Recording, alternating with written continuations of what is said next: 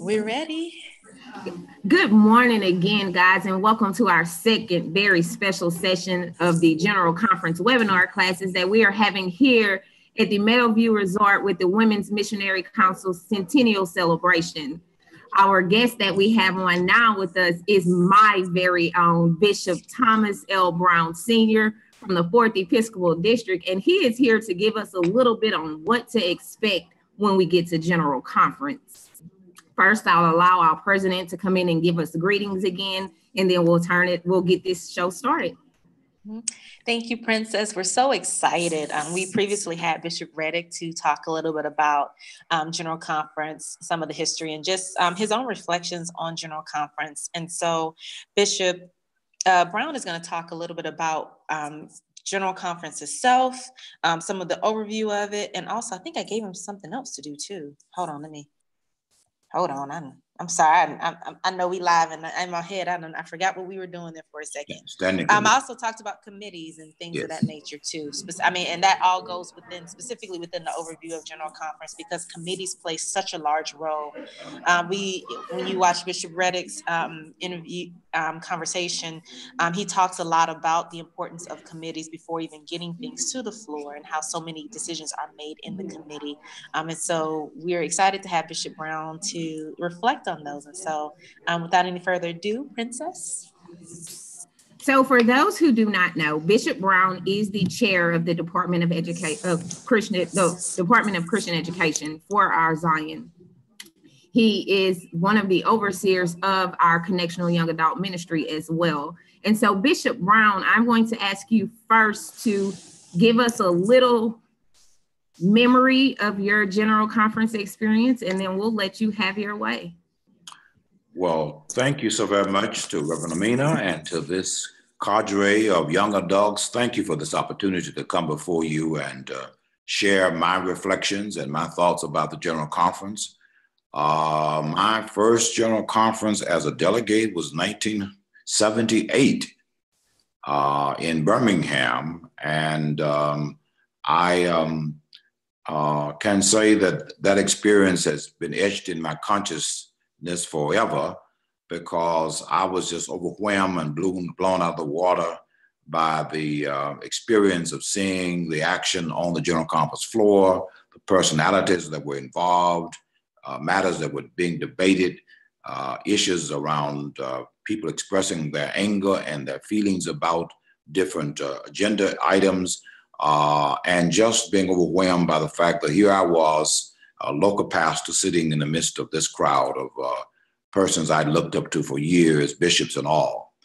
But I've also grown in my appreciation for the role of the General Conference in the life of the Christian Methodist Episcopal Church, in part because the General Conference is the legislative body which helps us to govern the church and determine what it matters most in terms of legislative matters.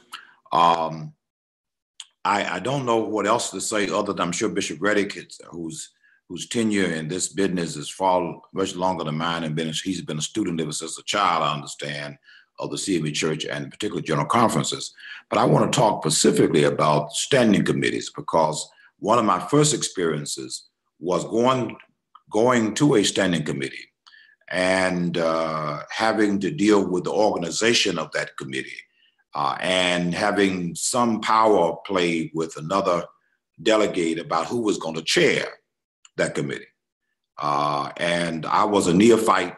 This person was a seasoned pastor, dean of a school, and here I was, a little upstart with an afro, saying, I want to chair this committee. And so that was quite an experience. Turned out okay, but initially it was rather tense in terms of our wrestling with who would be chair. I don't even remember what the committee was now, but I do remember that altercation or that experience. But the standing committees are crucial for the General Conference's operation. As you know, the General Conference is actually the legislative body of the church.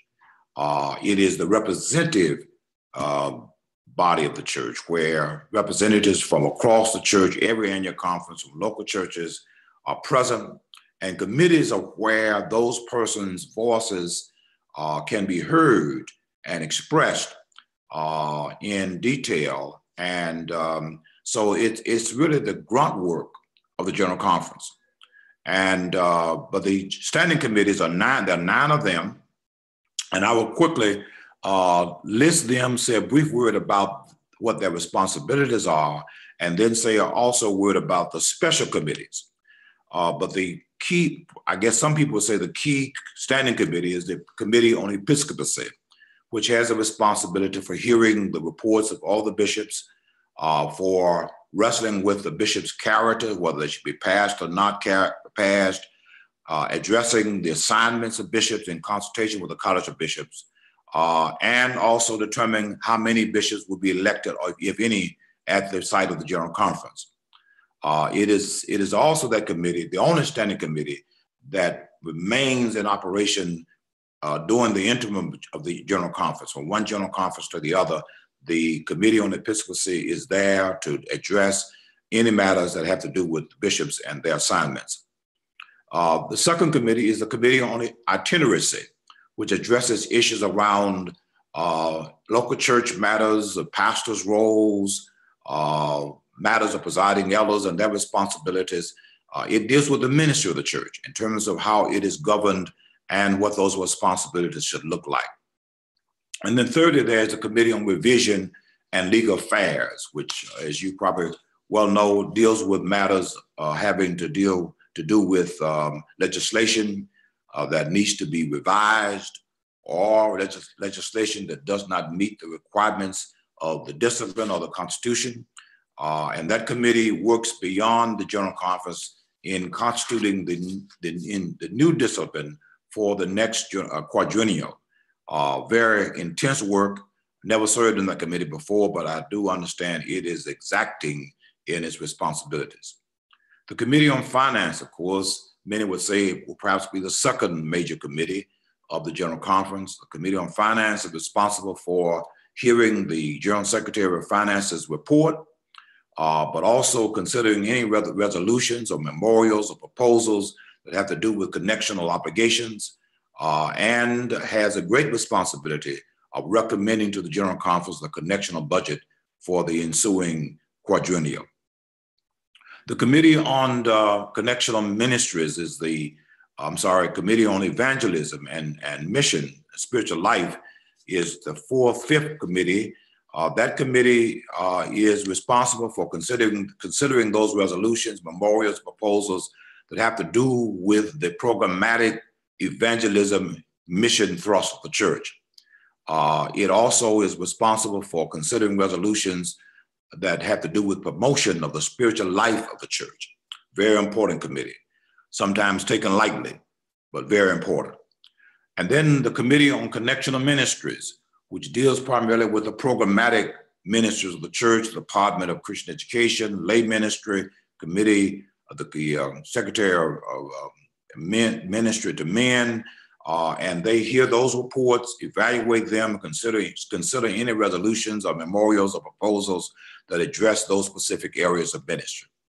And then there is the Committee on Connectional Administration, which in itself says it deals with administrative matters, such as the Secretary of Publication Services, Christian Index, Personnel Services, Collins Chapel Hospital. Again, very major areas of the church.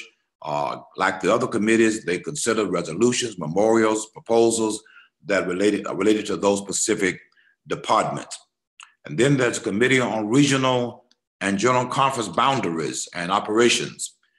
This committee is responsible for looking at those matters that have to do with the boundary issues, or how the General Conference operates in its regional areas, or not General Conference, but annual conferences operate in those areas. Another very important committee that doesn't get much play, but definitely has a critical responsibility for the life of this church. And then there's a Committee on Ecumenical Relations and World Affairs. And this committee is responsible for addressing legislation that has to do with the CME Church's dialogue with other churches in terms of union, or any other ecumenical group, what relationship we will have with those groups, and what will be our relationship with any groups across the globe that have to do with church. Again, a very important committee. That's the 9 committees. I hope I didn't miss any of those, the standing committees. But each of those committees are constituted by delegates from each annual conference, lay and clergy.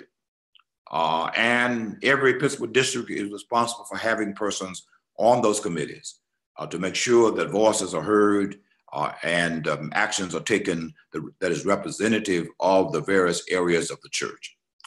Now, in terms of the standing committee's procedures, they are at the beginning of the annual general conference, rather at some point they're on the committee times and places will be announced, and the committees are to go to those sites, at which time the committee is organized.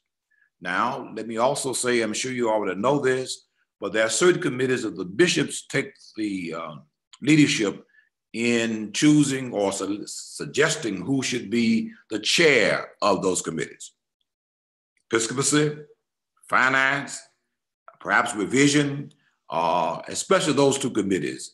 The bishops will chime in and say, we think this person would make a good chair for this committee. However, the committee has the right to reject that. That rarely happens, but it can do it. But the bishops feel like we need to at least give some suggestions about who should chair those.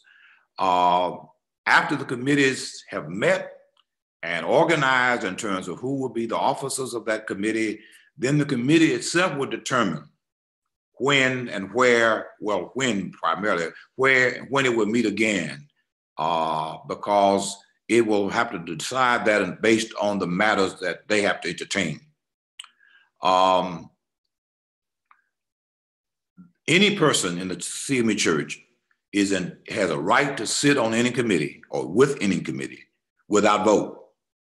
But you can go to any committee and sit, ask questions, even share your opinions, but without vote. Then there are special committees. These are committees that are listed in the discipline, but they are not classified as standing committees. For instance, the Committee on Rules and Procedures, which recommends the operating agenda and rules for the General Conference. Each Episcopal district will have 1 representative on that committee, and usually we will select, the bishops will suggest who that chair should be. Then there's Committee on General Conference Business Operations, which deals with the expenses and expenditures or income of the General Conference, and to address those in relationship to the Book of Discipline. The Steering Committee, another very important committee, because each morning of the General Conference, the Steering Committee comes before the General Conference and lays out what their recommendations are in terms of what the agenda should be today.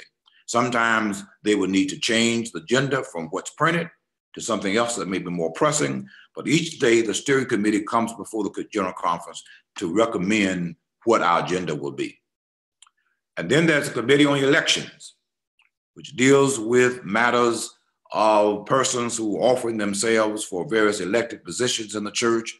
That committee is responsible for making sure that vetting those persons as best as we can. We don't have a defined procedure for that, but at least it's responsible for doing that as best as it can. And then it's responsible for either preparing or to make sure preparations are made for voting, either by ballot or other means of voting. There's a Committee on Minutes. And those of you who attend annual conferences are surely aware of that committee, very much the same operation. Each morning, the Committee on Minutes, especially after the first day of business, will come before the General Conference and offer its recommendations in terms of the accuracy of the minutes that were taken the previous day.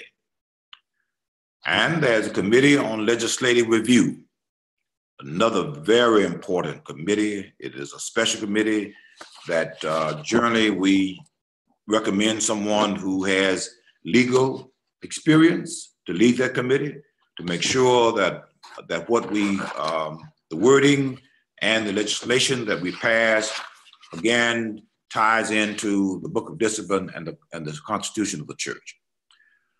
Then lastly, there are two other committees, Committee on Hospitality, and that committee is responsible for entertaining, welcoming persons who visit us to the General Conference. And each Episcopal district has one representative on that committee. And then lastly, the Committee on Orderlies. This committee is responsible for making sure that delegations from each annual conference receive documents, anything that is necessary for them to have. The orderlies are responsible for making sure that those annual conference delegates receive them. Generally, what we do is orderlies are assigned to an annual conference, and their responsibility is specific to that annual conference to ensure that everything needed is taken care of.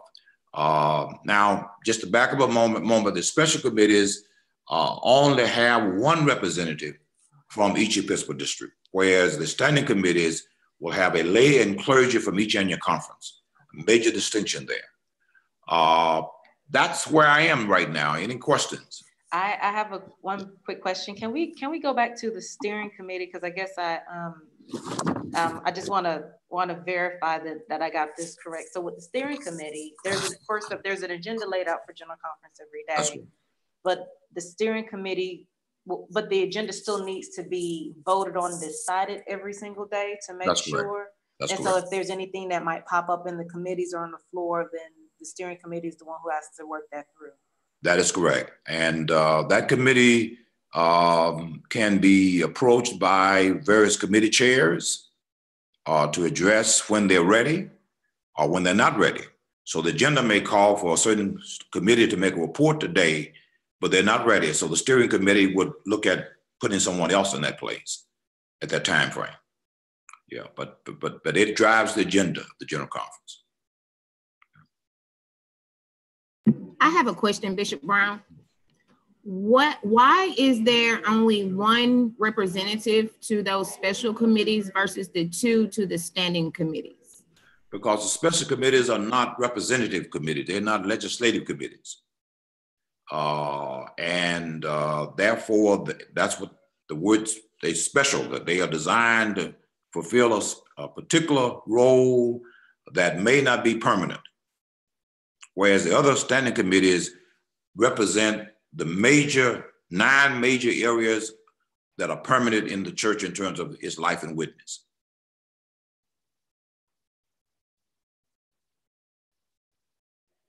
Oh, and for the special committees, then it doesn't matter if there's lay or clergy. It's just that is correct. It does not have the same representation. So it could be lay or clergy rather, representing that committee on that committee rather. Okay, Bishop. So when you're going through the process of deciding, well, let me rephrase that. How do you decide who will be appointed from your delegation to those standing committees? Excellent questions. At least for me, and I think I can speak for other bishops, we look at our delegation and decide based on their experience, their gifts, their training, where they may fit best. And sometimes that's kind of like making pastoral appointments. It can go wrong sometimes. But generally, that's one of the reasons why most bishops, all of us, I suspect, try to have some influence about who become delegates, because it is a very critical role to play as a delegate or alternate to the General Conference. And we try to match people with areas not only they may have interest in, but they have expertise or gifts that will align with that particular committee. Now, I may be honest with you, there are always people jockeying for certain committees. And I suspect I speak for most bishops that as we move towards the General Conference, there are persons who will come approach us asking if they can be on this particular committee or that one. And generally they ask for 2 either Episcopal or finance, in most instances. And then traditionally, there's been what has been called a leader of the delegation. And though I don't, with technology, the kind of technology you all are bringing before us as young adults, that day has probably passed, because I was just informed the other day about what group was called, group something? Grouping? Yeah, where you can have everybody, connected with a text, and they all receive the same message, which I like, because somebody may not come back and tell the delegation what I've told them, what that told that person, depending on who they are. So I suspect that tradition is going to be dying on the vine real soon, in terms of a leader of the delegation. But a lot of people have gotten great prestige from the fact that I'm the leader of the delegation. Nobody speaks to the delegation other than Bishop but me. I'm the one that conveys to the delegation what the bishops has decided or wants to say to us. And that's can be dangerous. Princess, go ahead. So I don't know if you have a question more along these lines, because I got another question for you too. No, well, my question was, with technology developing so much and coming along, do you see where technology will begin to be incorporated more and more into the standing committee in the process of voting the resolutions in and out? Yeah, I really think so. I think we do ourselves a injustice by having people to show up for 7 days and address the kind of weighty issues that come before the General Conference, and expect those persons in the length of time that we're there to do adequate work for 4 years. I would like to see the day when delegates are elected in the annual conference, that we would, as bishops, would begin to make those recommendations then, and they will commence their work prior to the General Conference. Now, some folk would think that that's kind of dangerous, opens too many gates, but I think if we're going to take seriously what we're trying to do at a General Conference, we need prior time. So I certainly think technology will help us there. And even subsequent to the General Conference, there are matters that could very well be entertained by committee assignments. The General Conference would give special delegation to say, we need you all to work on this after the General Conference. I think that could happen using technology. And I do know that this year, and this is something we've actually been in conversation with CME TV about for the Young Adult Retreat, that they're saying that there is a process now that they're going to have with iPads, and so people coming up to the microphone can get into a queue and can know when is their time to speak and to be able to vote and everything. And so I'm wondering, even if, I mean, I know that that the information about that technology hasn't really come out just yet, but I'm wondering even how that might change the nature of General Conference this year too. With that, yeah. I understand that Bishop Teresa Jefferson Snowden and her committee will be helping us with some technology, at least in terms of ordering people coming to the mic, so that whoever's presiding will know in advance who's going to which mic and what that person's name may be, which will help give a lot more order, I think, to the General Conference, especially when we're dealing with heated issues. But I think that the sky's the limit to what we may be able to do in terms of how we navigate the legislative process. For instance, I'm chair of the Resolutions Committee, and I asked my predecessor how he had gone about this, and basically what he did, he said, well, I just had people send me the resolutions, and I sat down and I worked through it myself. The committee did not see the resolution until they arrived at the General Conference. Like everybody else, I've already begun the process where we're having conference calls with the committee. The committee, that all the resolutions will be shared with the entire committee prior to the General Conference. In fact, prior to it going to be published, so that at least the committee will know what resolutions are coming from which areas and what those are, and make sure we have edited those across the spectrum, rather than my sitting down at the desk or whatever trying to do all that by myself.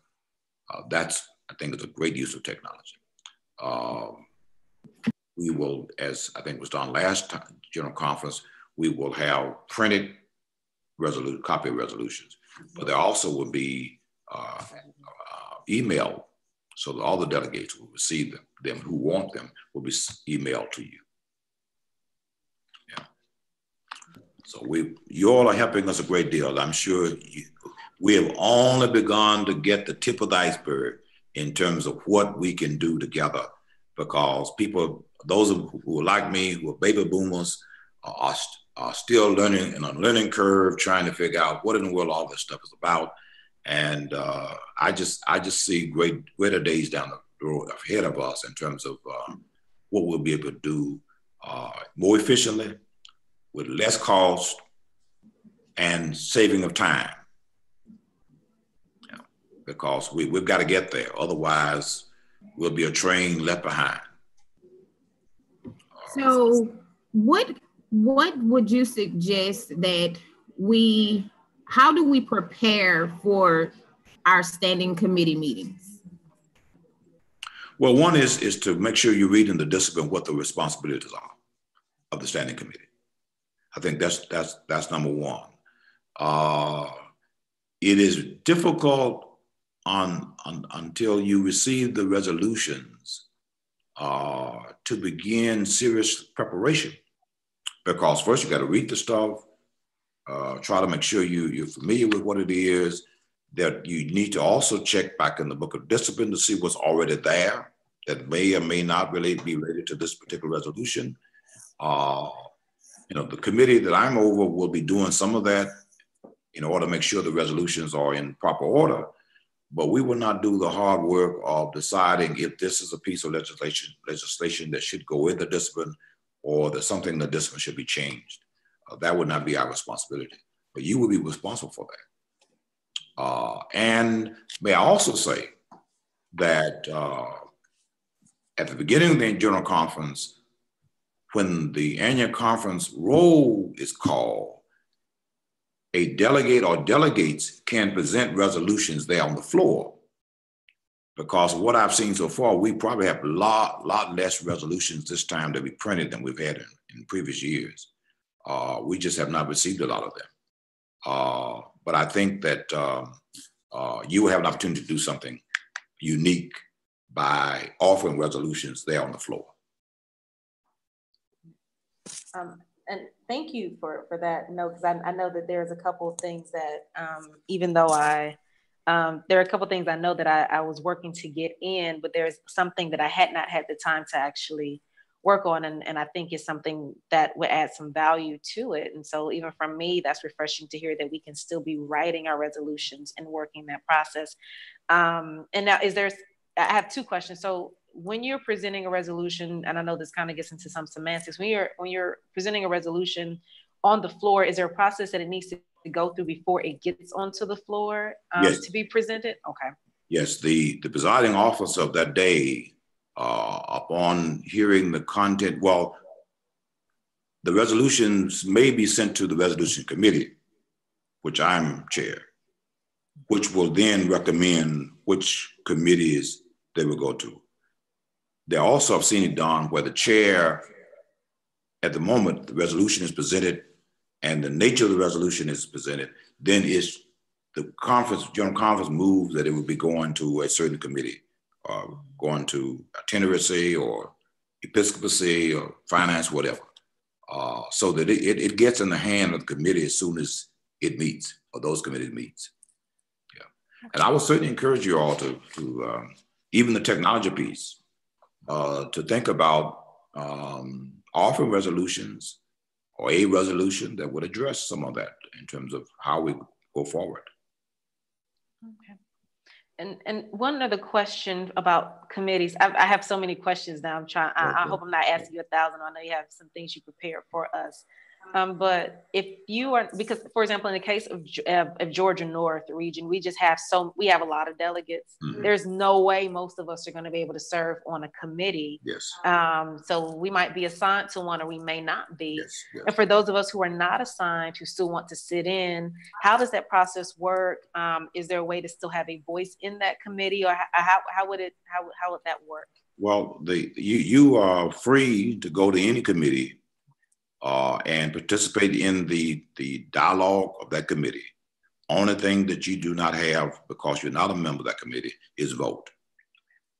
And I have the same challenge. I have some people that I would love to put on committees, but I don't have enough committees for them. And that's what I'm going to be encouraging them to do. In addition to that, alternates. Alternates can go to committees, and ought to go to committees, not just sit around and wait till somebody call them to take somebody else's place. Mm-hmm. But you ought to go to, and as I said earlier, people who are visiting, mm-hmm. you have a right to go, because I did not know that initially. It took me a while to realize that you could actually go into committees and listen, ask questions, and everything but vote. And with the number of young adults I see present at the General Conference, you all can spread yourselves out and say, let's make sure that we have representation all over the place. Yeah. And that's the best way to learn what happens and doesn't happen. You can see our efficiency and you can see our inefficiencies, all of that. So I know that you said that the two more intense committees are the Episcopacy Committee and the Finance Committee. And for those who are first timers coming to General Conference that may be positioned on one of those committees, can you give them some form of advice on how not to become overwhelmed? Well, one is, I think, as a young adult, well, I was young adult when I first joined conference. We come in with some naivety sometimes. We expect people who are older to convey or carry themselves in a way that models for us. And when you discover that's not the case, it can be discombobulating to think, you mean tell me that these folk are running the church? So I'm saying, I think you come in open-minded. Try at your best to not come in with certain expectations. Just come and see what is, because the committees are going to vary depending on who chairs them and who makes them up. And I've been on committees where it was very difficult to get people to do anything. They didn't want to be there. They didn't want to serve on a committee. They just want to be a delegate. And that was it. And so you have all kinds of nuances going on. And, I think that there's probably what you've experienced even in a local church. There are people who've been coming to General Conference for the years and they don't know who you are. And then all of a sudden they begin to hear your voice, want to know who are you and who you think you are, all those kinds of things. But I mean, that's just to be expected. People are territorial by and large. But I think from what I see of you all, you got a great opportunity to make a tremendous impact on this General Conference. Really do. So the one other question that I have off the top of my head, I know at the last General Conference, whenever there was a resolution presented to the Connectional Ministries Standing Committee, and it had to do with the Women's Missionary Council, and they comprised a smaller committee within that connectional committee. Can you elaborate on that just a little bit? Well, the challenge we have is that the Women's Missionary Council has something of a dual relationship with the church. It is a bona fide entity, what some of my colleagues say is not, that is independent. But it has a dual relationship. It is not totally accountable to the CME Church. It has its own handbook and bylaws that the council, responds to. And so sometimes I know when we were dealing with the summit, when we birthed the summit and were trying to get the missionaries to feel a part of that was very unsettling, because they were accustomed to dealing with their handbook, what's required of them, and not the discipline. And so we have I suspect the special committee was formed because of that purpose, that it is special in that regard. No other group in the church has that kind of dual relationship. So can that special committee be formed in any other standing committee that may have some opposition to a resolution that is being presented?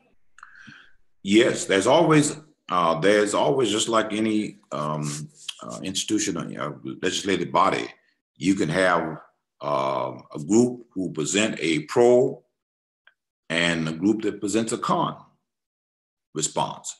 A group that may say concurrence, another say non-concurrence.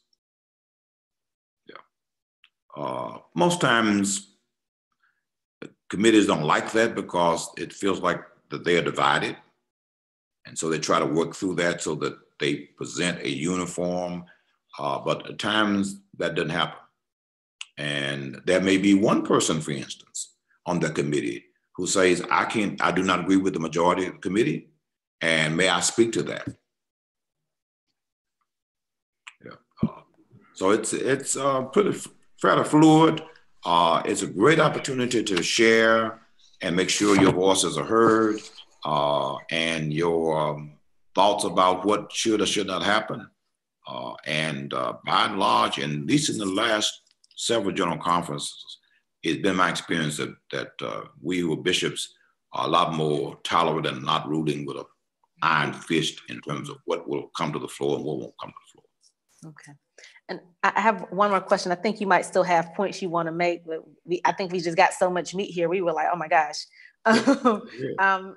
And because you spoke a little bit about the Women's Missionary Council and kind of how they have the dual relationship and the young adults and our formation of trying to make sure we are ministry and being intentional about being a ministry inside of the church, but still being able to operate as an organization that can actually get work done. One of the questions that we had, and it's kind of related to committees and structure, but and kind of not, but I think it's still important here. How can young adults have meetings, for example, outside of CYYAC? Because right now, according to the discipline, the only time we can vote is during CYYAC. And it's not that every time we meet, and like, for example, if we have the retreat, when we have the retreat, it's not that we want to vote every time we have a retreat and things of that nature.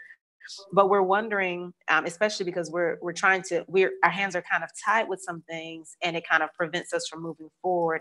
How then can we work within the confines of the discipline and even our committee structure to make some changes and to do some things and actually be able to meet outside of that one particular body? Well, I think your great opportunity is general conference. I think that's why I'm saying resolutions that you think would address your concerns need to be put on the table, mm-hmm. and vetted from that vantage point, because otherwise it just becomes a verbal contention that legally we can't do anything about until general conference. But this is the opportunity to suggest noted changes, to press your claim for what you think is needed at this stage of the game in the 21st century.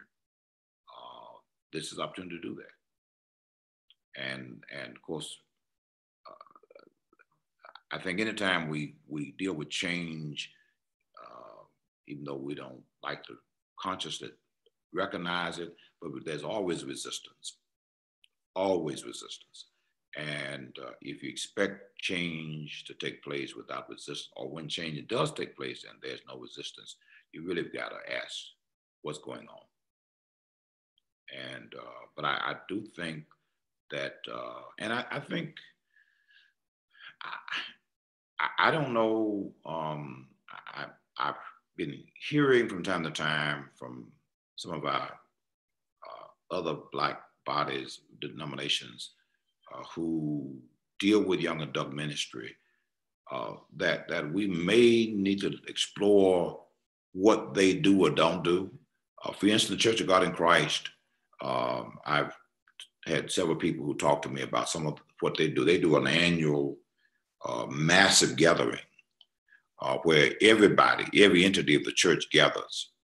But they also have it designed where it infiltrates every level of the church, all the way down to local churches. And they have persons who are responsible for being a part of the leadership team who are trained at all those levels so that whatever goes on at the national level goes on to a great extent in terms of essence there. And I guess part of the challenge of young adult ministry, in my opinion, and I'm going basically when I was a pastor, is that you're transitioning. And in transitioning, you are also having to let go of some things and acclaim others. For instance, in one of my pastorates, I had a group that had been formed as a young adult. And once the ages went past 35, they continued as a group, very effective. But their chemistry grew out of being young adults together. But when they became 35, they morphed into something different, and still is in existence, as far as I know. But it became a very bonding group, one of the most powerful groups I had in the church.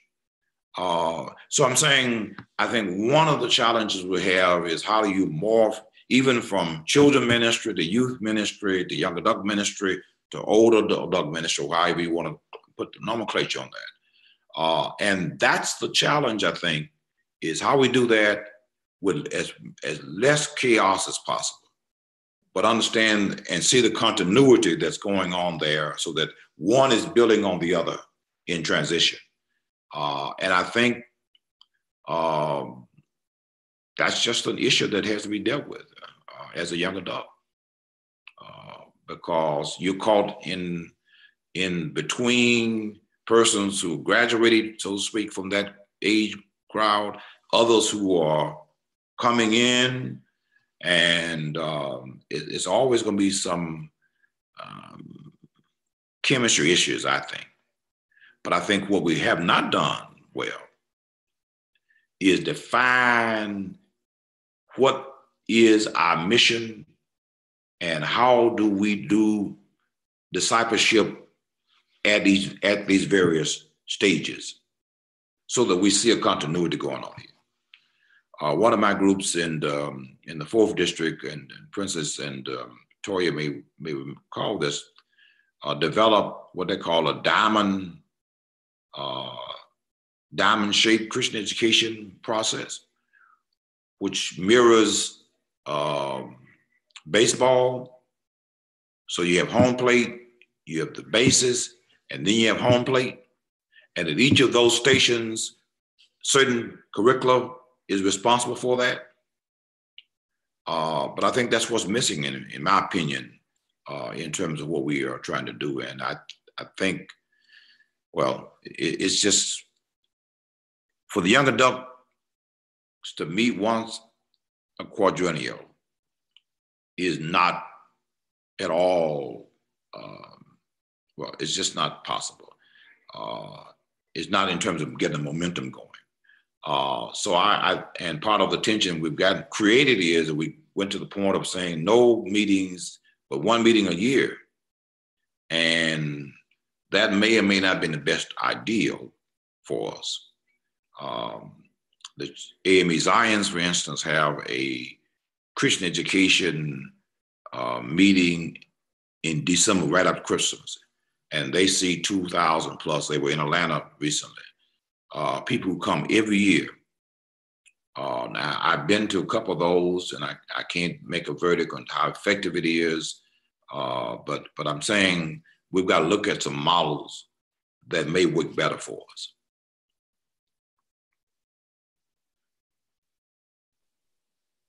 Yeah, I know I've definitely been to Truthville. I went this past year actually and was really impressed by the amount of people who were there and also some of the other things that kind of came out of it. Yeah, that's a lot. But I know you have other, because we could talk about that for a while, but do you have other notes specifically about committee work that you wanted to share with us? I do not. Okay, cool. I would, well, no, I don't. Okay, awesome. Yeah. And so, well, then I'll go back to that a little bit, because one of the things, because when I went, one of the things that I actually noticed that the AME Zions did was they actually have an application process for anyone who runs for any office on the connection. Right. And even in our administration, we've had some struggles ourselves with people knowing exactly what they've gotten themselves into.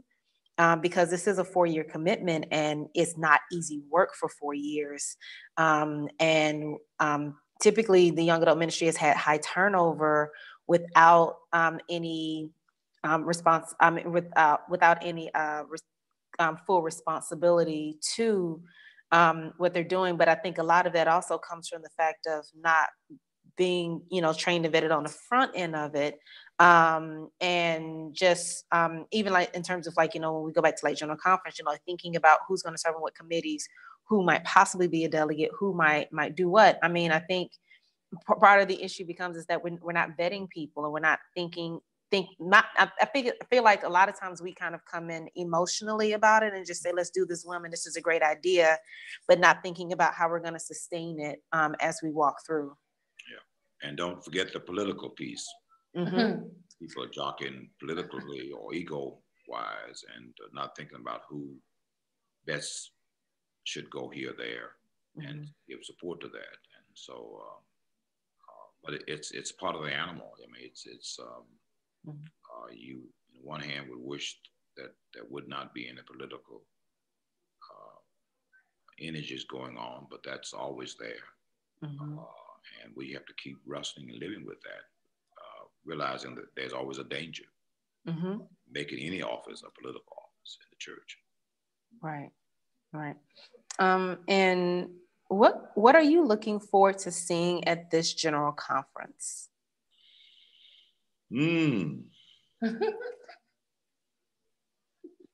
Well, I have a running concern, and I don't know whether the general conference can do this work. I'm not so sure we have taken the time to struggle with where we want to go in the future. And that requires a lot of work, a lot of brain sharing that I think sometimes we're scared of. Because when you start brain sharing, that's just I've not heard that before, but that's just my vocabulary. People sometimes get intimidated or troubled that you or someone else may have an idea that may indeed take us beyond where we are. And so we tend to be reactionary. And I think we've got a great church with tremendous potential, a great history, but to navigate in this century is going to require some deep thought and planning. It troubles me that, in my opinion, that there are too many of us who are too comfortable or too scared to tinker with things because we're more comfortable with it being where we are and we can complain about it rather than to positively think about what the solutions are here.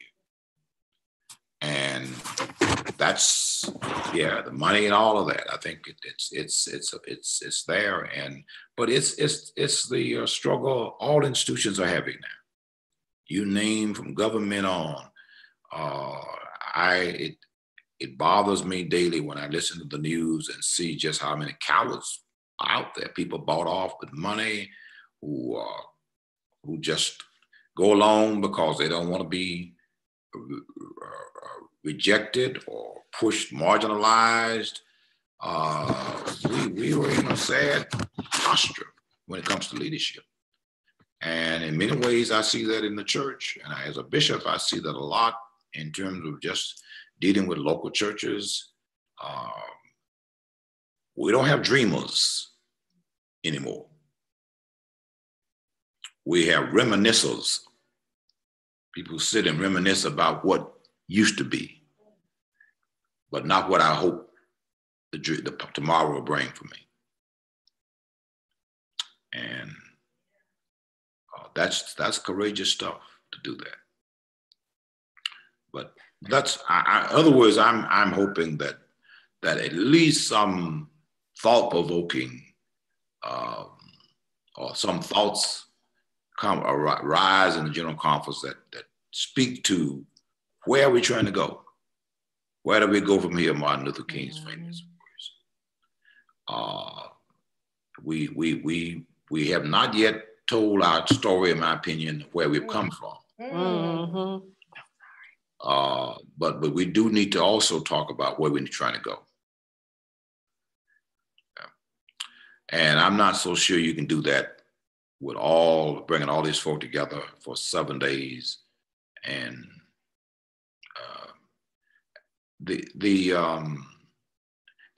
my passion has always been, and perhaps more so now, is for the local church ministry. I think we do a pretty good job with what we do connectionally, given what our resources are. I think we have a serious failure, disconnect in terms of what people are experiencing or not experiencing when they move further down in the church in terms of its levels, from annual conference to district conferences to local churches. I think that's where we are struggling. And until we give energy to that and give vision to that, I don't see us making the church be the church from the level where I am. I think we can help guide that, but the energy is not with us. First of all, we're older. So we're older. And I'm not discounting that. I'm glad to be the age I am, but I do know that as you get older, you are inclined to become more conservative, less risk-taking, and you think more about retiring than about rising and going places. So that's a roundabout way of trying to answer your question. I'm sorry. I don't. No, I mean, but it encourages the dialogue, and the time is upon us, and so we might have to continue this dialogue a little later on, because I'm very interested in because for example, when I plan worship, the one thing that I do is I say, because people are like, well, how do we get younger people in worship? And I'm just like, well, do you have a worship team that consists of one person from each one of the groups represented in your church? And so if you're planning for youth and there are no youth voices on the table, then you're not planning for youth, you're planning for yourself. And so I really, really wonder, and I think about the church and how much dialogue we're having together and saying, hey, let's get these various minds from these various groups inside of a room and say, hey, look, let's talk about this and let's be vulnerable. Let's be real. Let's actually say these things are working, these things aren't. Let's get our egos and leave them at the door and leave your feelings there too, or bring a second set in the room.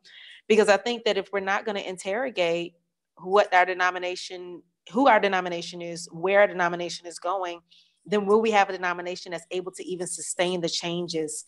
Because even just saying, hey, we have I'm getting into muddy waters, but I'm gonna say it anyway. Hey, we have a retreat and we want to start planning a retreat and have everything planned for one part of the retreat done in a month. And the old way takes 3 months to do it.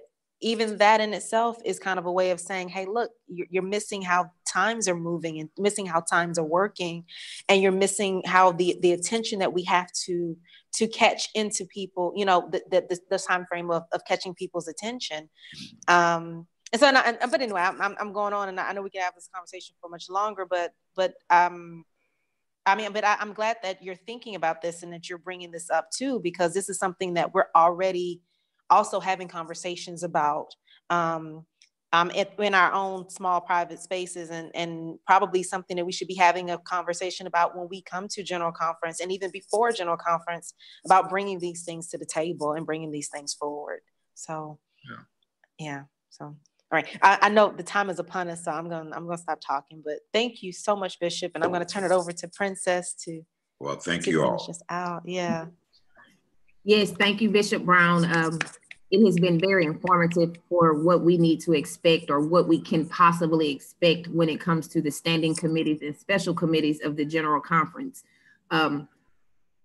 I don't have anything else to say other than I thank you for your time, because your time was a gift to us. We very much so appreciate it. I thank you for allowing us to see this side of you, where you're a little more teachers, where the teacher of you comes out a little bit more. And we hope that in the future, you will encourage others to be risk takers and encourage us to be dreamers, so that we can come together at this table and grow and make our Zion a progressive Zion.